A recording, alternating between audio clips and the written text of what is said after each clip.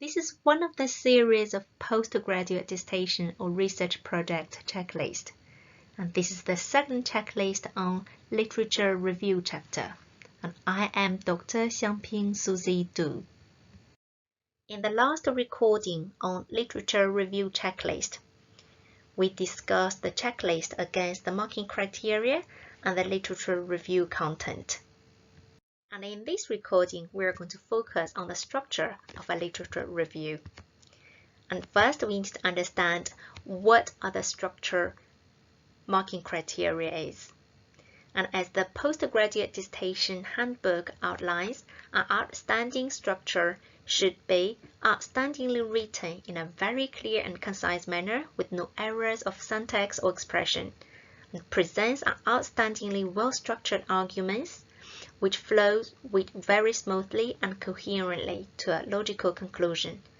The work is presented to a superior professional standard, and how referencing is used in a very comprehensive, appropriate, and rigorous manner.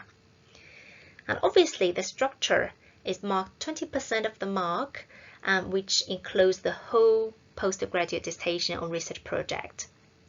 But however, it is particularly important in the literature review section. And therefore, we include this section against the literature review chapter separately. And then we look into this according to the four main areas as outlined in the marking sheet: logical sequencing, writing style, referencing, and presentation. Firstly, let's look into the checklist against the presentation. In terms of the structure and format of a postgraduate dissertation or research project, have you used numbered headings and subheadings in this chapter? And have you included an introduction and a summary section? And does this chapter represent the word count? About 3,000 to 5,000 words? Do you use a sensible font? 12 point Times New Roman or Arial? Have you used 1.5 spacing according to the handbook? And have you included page numbers wherever needed? Have you created an appendix or appendices to avoid putting unnecessary detailed information in the main body? And if you have you included the appendix in the appendix and referred it in the body? Presentation is important, and however, academic writing itself is vital. Therefore, you must check thoroughly. So for paragraphs and quotations, have you paraphrased from the original text and returned the original meaning? And obviously, students are encouraged to paraphrase from the original source, but however, you cannot change the meaning from it. And are your paraphrases significantly different in terms of vocabulary and structure from the original? So students' paraphrase should not only change one or two words and replace them by using synonyms. You need to apply your paraphrase strategies to make it look or read quite different, but follow the original meaning. And have you provided accurate in-text citations for the paraphrased work? For example, including the surname of the author and the year. Besides paraphrases, you may use quotations at times, but if you have used the quotations in this chapter, and have you kept direct quotations to a minimum? And are your direct quotations necessary? You are not encouraged unless it helps you to emphasize the point you are making, and you may not be able to paraphrase it. And have you incorporated the direct quotations into the paragraph logically? And do they fit grammatically in the sentence? And have you used the quotation marks and indented for longer quotes? But obviously, this is not preferred for longer quotes. And have you provided accurate in-text references for direct quotations, where you must put surname and the year and the exact page number where you got it from?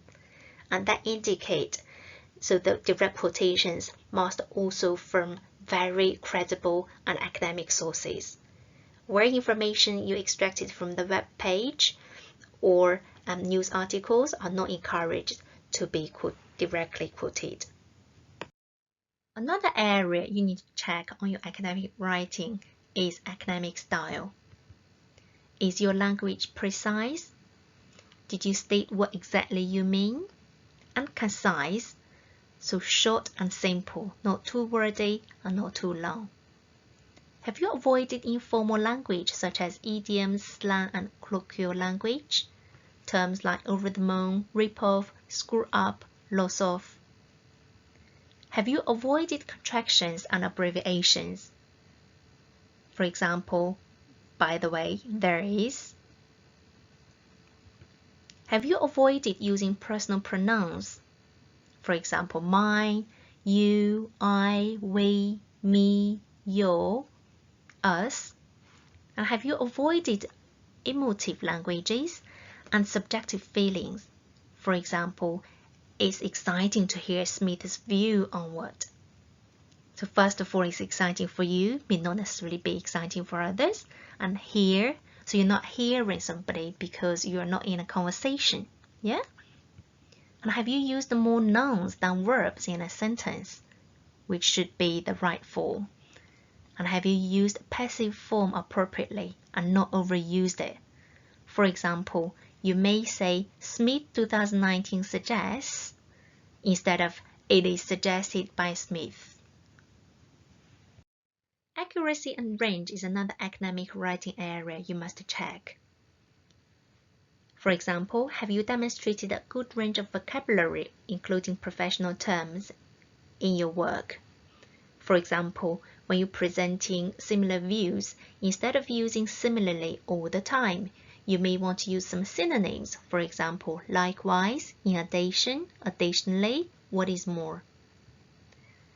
And other vocabularies or the concepts or professional terms accurately used and explained. And especially when they're professional terms or academic concepts, you explain them using the professional and academic sources. And have you checked your English grammar? You may contact Case for proofreading after you complete the whole draft. Do the subjects and verbs agree in the form? For example, the singular and the plural. Are the verb tenses correct?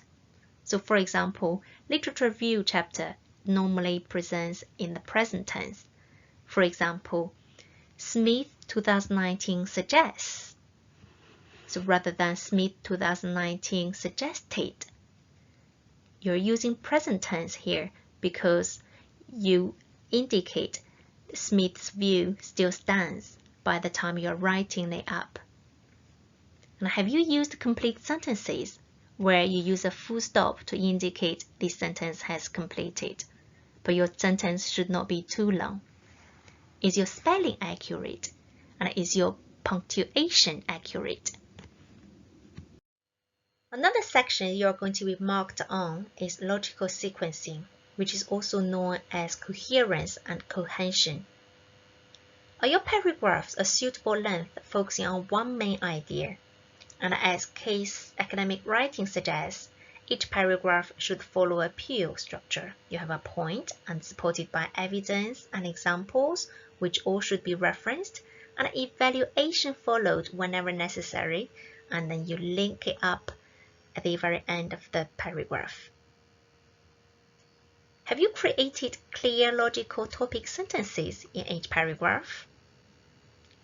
And have you used linking words or signposts to join some sentences and the ideas together? For example, where you want to present sequencing, so you use first, second, then, next, after that, and finally, last but not least. For similar ideas, you would use likewise, similarly, besides. When you add points, you may use in addition, additionally, what is more, moreover, furthermore.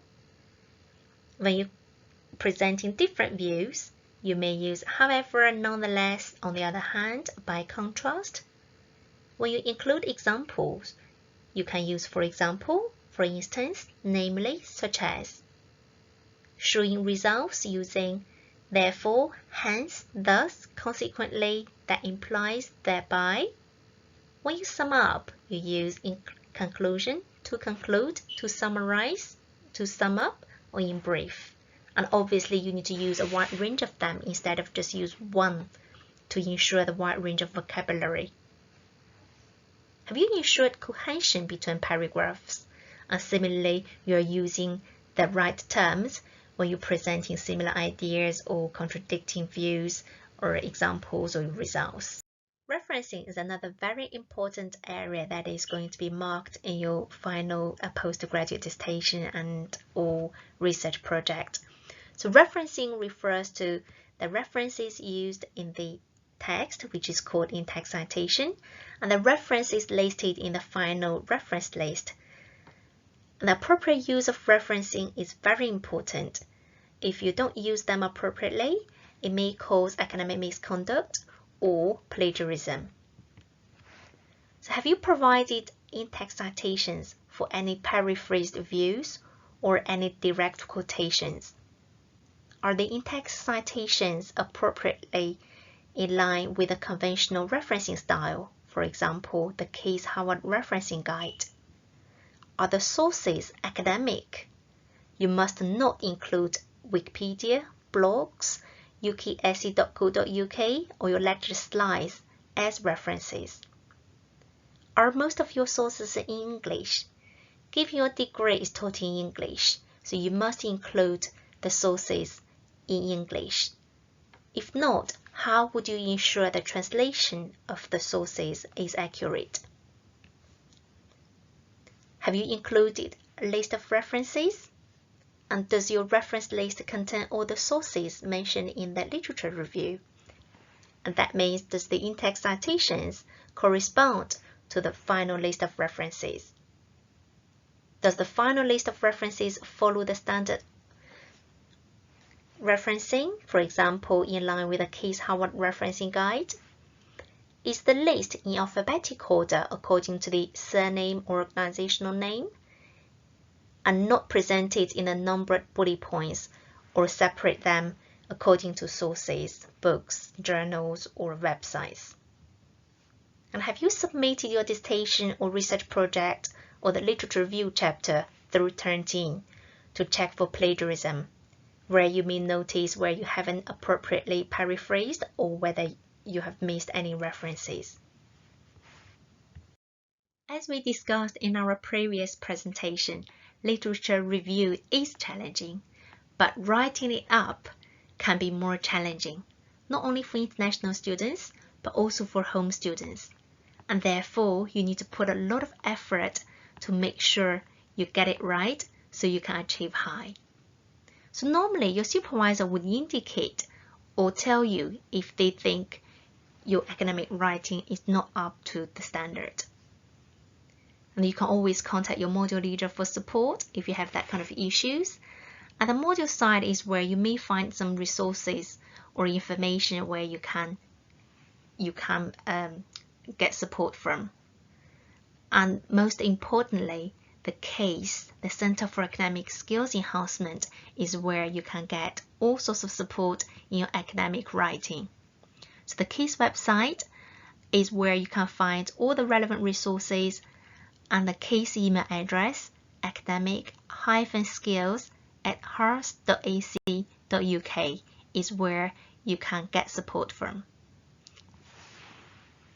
So I am Dr. Xiangping Susie Du, and if you have any doubts about the slides or what is presented in this presentation, please feel free to get in touch with me. Thank you.